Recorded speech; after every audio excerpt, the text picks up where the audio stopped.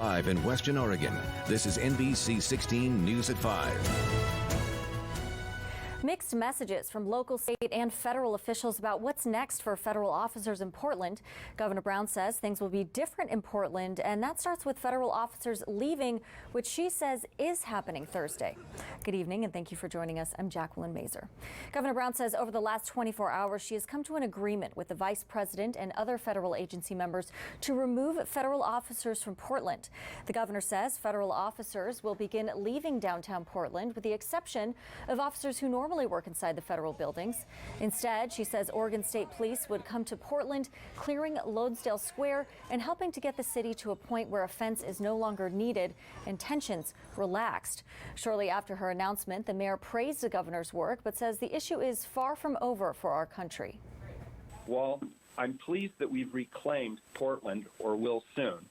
I'm going to continue to stand with other mayors, and we will continue to fight this occupation until these forces are gone from every city.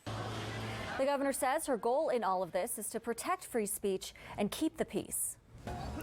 Portland police say a crowd gathered into the early morning hours. New video shows several fires. Police say protesters set inside the fence and where the elk statue used to stand.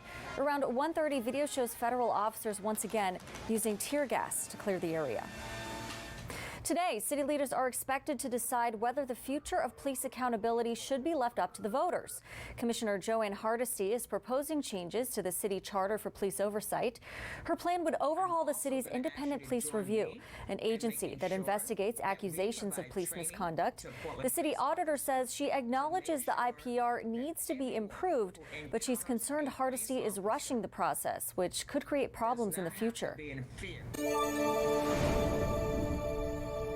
A new wildfire has started about 7 miles west of Drain on Highway 38 in Douglas County. DFPA says the Highway 38 fire is about 3 acres so far. ODOT says a tree fell onto nearby power lines and started the fire.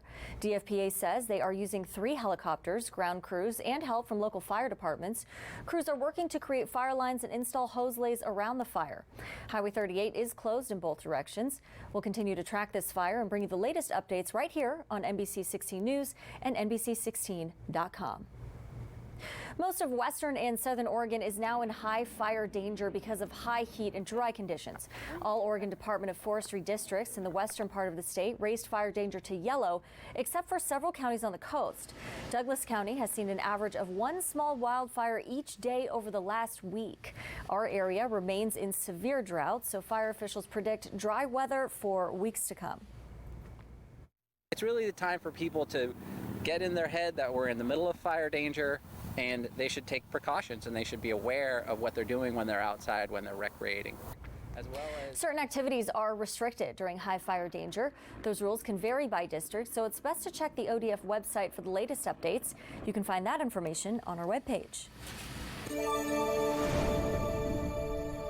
Let's take a first look at weather. Heather Melendez joins us now. Now, Heather, it may be beautiful out there today, but obviously in desperate need of some rain. I mean, any hope in sight for us? No, Jacqueline. In fact, we're very low in terms of humidity, and it is fire season. So really, if we can catch a cloud, that would be the best right now. Though we are very much dry here in Western Oregon, specifically in the valleys. Those out on the coast, though, a marine layer is moving on inland, and they're a little bit higher in terms of moisture. But really, another warm day. Here's a picture of Roseburg outside. Very dry. Lots of clear skies in store. Daytime highs were in the upper 90s for Eugene and Roseburg. Not breaking any records again, but still very much warm. Very on par where we were yesterday. We managed to have 90-degree temperatures. 94 in Eugene, 98 in Roseburg, and again 60s for those out on the coast. But today and tomorrow will be a clear day. We'll have a warmer night, but we can expect temperatures to hit 90s for one last day. I'll let you know what your weekend will look like in my full weather forecast. Jacqueline? All right, sounds good, Heather. Thank you.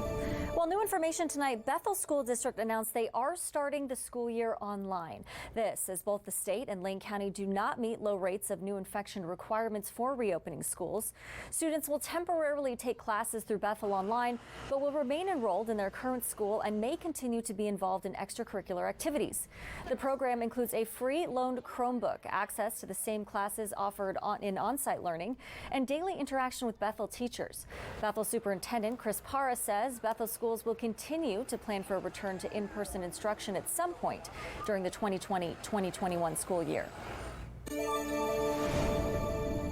Well, we are learning more tonight after Lane County Commissioners Board and Eugene City Council discussed solutions for this county's growing homeless population during the pandemic.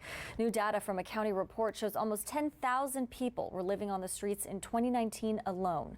The Homeless by Name list presented in the meeting is a monthly in-depth homeless report that shows the coming and going of homeless people using services. The goal is to better understand what services are needed. This is different from the annual county point-in-time count, which only gives a single snapshot of the issue.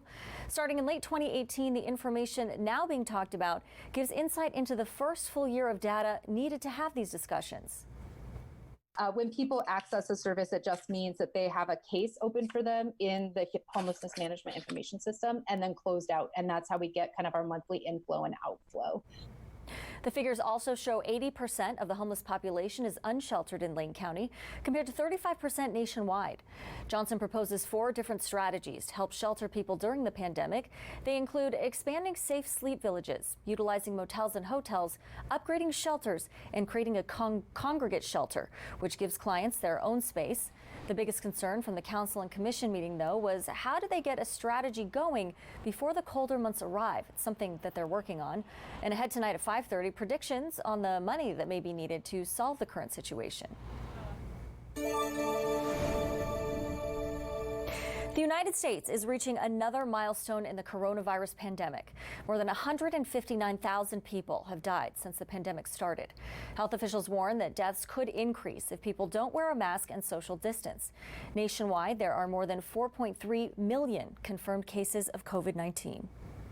Here in Oregon, the Oregon Health Authority reports 304 new confirmed and presumptive cases and 8 new deaths. Oregon has more than 17,700 cases and 311 deaths. Well, business in Roseburg can now use public streets to serve more customers, so good news there. The city's new program is aimed at helping local businesses. NBC 16's David Ochoa has more. The city of Roseburg is offering a way for businesses to increase the number of customers they can have at one time. Essentially what it is that if you're, say, a business, you can apply for this permit, which would allow you to use the right-of-way public parking space that's located directly in front of your business to serve extra customers. For example, restaurants can use this as a way to offer extra seating. The city says it's a way to help businesses affected by the pandemic. Well, we understand that due to the COVID-19, a lot of businesses were hit hard by this, specifically retail and restaurants. The permit only applies to businesses in Roseburg. The parking spaces have to be on city-owned streets where the spaces are already established, such as in downtown Roseburg. Johnson says the application process was approved Monday night, and by Tuesday morning they already had a number of interested businesses. And being able to utilize outdoor space for businesses that can't go to full capacity, which is basically everybody down here, really is a huge addition. There are some restrictions, such as limits on fixtures and furniture and the use of barricades. The permits are valid until October 30th. You can find the application on the city's website. Reporting in Roseburg, I'm David Ochoa. All right, thanks, David. Well, coming up next on NBC 16 at 5, top tech giants testify for hours on Capitol Hill. What the House Judiciary Committee questioned these figures about. Plus, after months of construction, a Corvallis Community Center is nearly complete. What new resources are